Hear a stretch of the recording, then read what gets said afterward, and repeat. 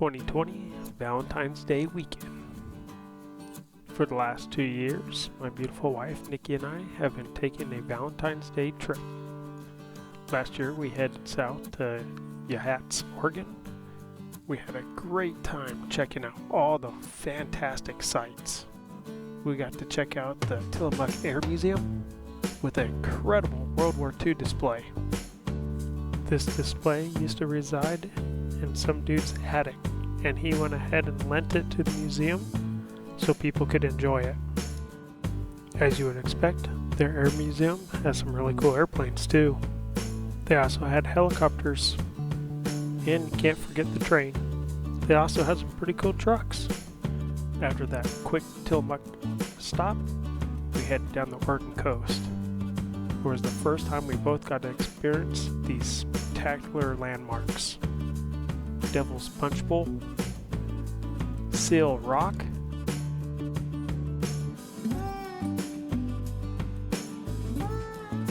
this year, we're not headed as far south as we did last year. We're going to Newport, Oregon. The journey starts by us witnessing the smelt run. The smelt, they're running, and it's been a couple of years since we've seen this. The fish are about 6 to 9 inches long and only live 3 to 5 years. They normally live in the ocean and migrate up rivers. The house we rented is right on the bay. It has breathtaking views of the Aquarium Bay Bridge. But first, we have to get there. It's about a 3-hour drive, but we're not in a hurry. But we have other objectives to accomplish first. So our first stop is the Tillamook State Forest. See, we just bought our new Jeep. It has been about 10 years since we've really been avid wheelers. So we wanted to go on an easy trail, especially since we're going solo. There's my Valentine right there. I chose Cedar Tree Trail, which is rated 4 to 7 on the Jeep Badge of Honor app. I always recommend going wheeling with a buddy, preferably one that will pull you out if you get stuck. The weather overall was not so bad, although we did witness a little bit of snow and a little bit of rain, but that's pretty typical for this type of year. The trail was a little greasy in spots, but nothing too bad. Our 2012 Jeep Wrangler Rubicon made quick work of any trail we put in front of them. With the Jeep having a silver top and a beefy stance, we named the Jeep Silverback. After getting a little dirty and flexing out on some rocks, it was time to eat. So we googled some food places between Tillamook State Forest and came across Warner Brewing Company. I'll tell you what, that Avid Dragon cider is the bomb, and the burger did not disappoint either, and my company was to die for. After lunch, we headed south on Highway 101, stopping at pull-offs and enjoying the view. Truthfully, I love taking the Ussies, so any chance I get, I make that happen. Rolling back through my phone, seeing photos of my best friend, aka lovely wife, always brings a smile to my face. So to give you a little backstory, anytime I ask my wife, what do you want for your birthday or Christmas? One gift that is always on there, that she always wants, but for some reason I never get, is a glass vase. So one of the things I had planned on this trip was to take her to one of those glass shops and let her pick out a vase. We get in the store, and as you would expect, they're just beautiful pieces of art. I look over and I see that you can make your own glasswork.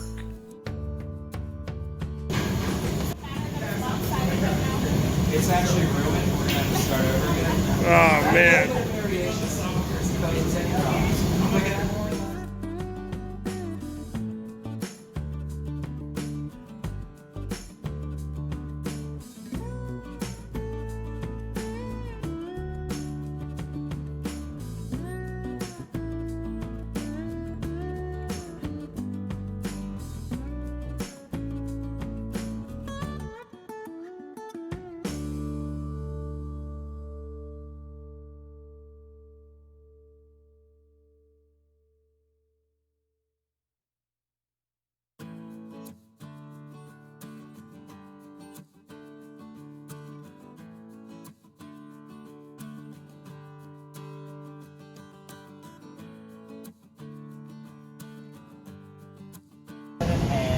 going to.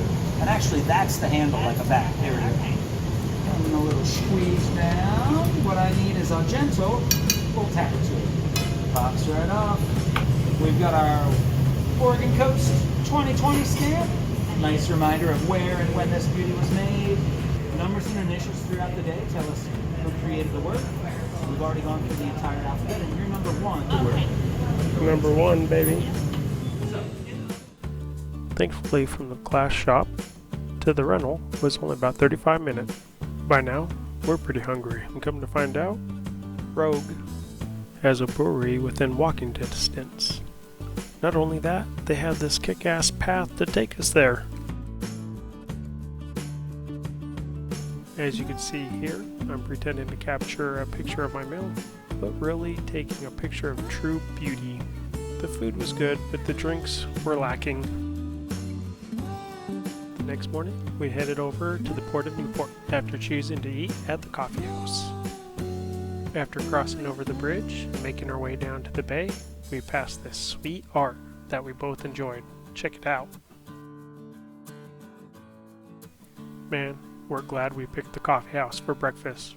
The food here was so good, and so was the coffee. Again, you can see my fake taking picture of my food working like a champ.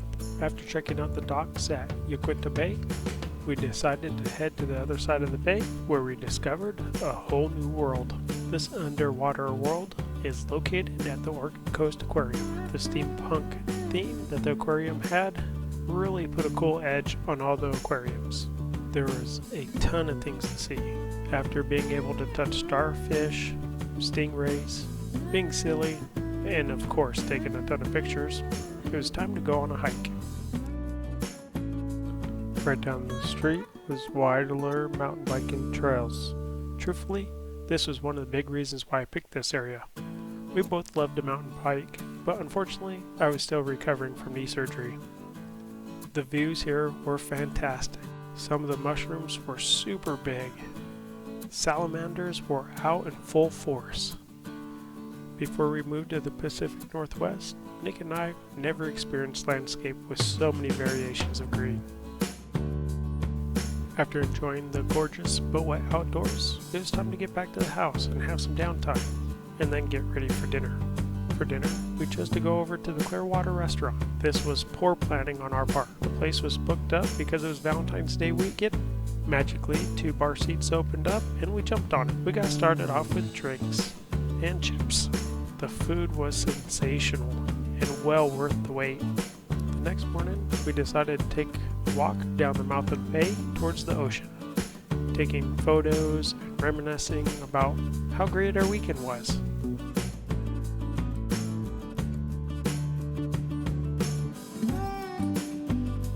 On our way home, we had to stop and eat for breakfast, so naturally we went to the coffee house. Somehow, despite my better judgment, I was actually able to take a picture of just my meal. On the way home, we had to stop by the art studio and pick up Nikki's beautiful piece of art she made. Man, it turned out amazing. To top off the weekend, we decided to eat lunch with our kids at McMiniman's. That was our 2020 Valentine's Day weekend, and I cannot wait until our next adventure.